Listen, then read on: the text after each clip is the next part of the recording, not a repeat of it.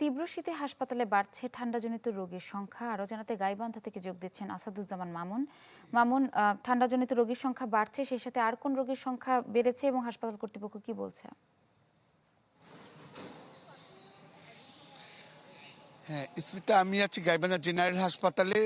দেখতেই পাচ্ছেন যে আমার পিছনে যে হাসপাতাল এখানে রয়েছে, যে শিশু ওয়ার্ডে কিন্তু আপনার এখানে প্রতিনিয়তই কিন্তু শিশু এবং বৃদ্ধরা শীতজনিত রোগ সহ ডায়রিয়া, নিউমোনিয়া এবং শ্বাসকষ্টজনিত রোগে কিন্তু আক্রান্ত হয়ে হাসপাতালে ভর্তি হয়েছে। আমি যেটা হাসপাতাল থেকে জানতে পেরেছি যে গাইবান্ধা সদর হাসপাতালেই গতকাল রাতেই কিন্তু 20 জন শিশুর মতো ডায়রিয়া এবং শ্বাসকষ্টজনিত রোগে কিন্তু আক্রান্ত হয়ে হাসপাতাল গাইবান্ধা সদর হাসপাতালে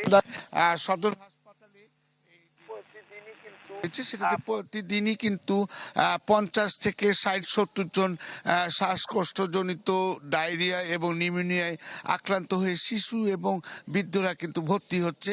এবং আউটডোরের কথা যদি বলি, এখানে গত অন্যান্য সময়ের তুলনায় কিন্তু কয়েকদিন থেকে যে শীতের তীব্রতা বেড়ে যাওয়ার কারণে এখানে কিন্তু প্রতিদিনই কিন্তু 3 গুণের মতো রোগী কিন্তু ভর্তি হচ্ছে। এছাড়া হাসপাতালের যে গাইবান্ধা জেলার যে 7টি উপজেলা রয়েছে, সেই স্বাস্থ্যকেন্দ্রগুলোতে কিন্তু আপনার হচ্ছে যে ডায়রিয়া এবং শ্বাসকষ্টজনিত রোগে আক্রান্ত হয়ে কিন্তু অনেকে ভর্তি হচ্ছে। এছাড়া কিন্তু গোবিন্দগঞ্জে গতকাল রাতে শ্বাসকষ্টজনিত কারণে একজন বৃদ্ধ মারা গিয়েছে বলে আমি জানতে পেরেছি। এই ছিল এখনকার মতো সর্বশেষ ডায়রিয়ার খবর।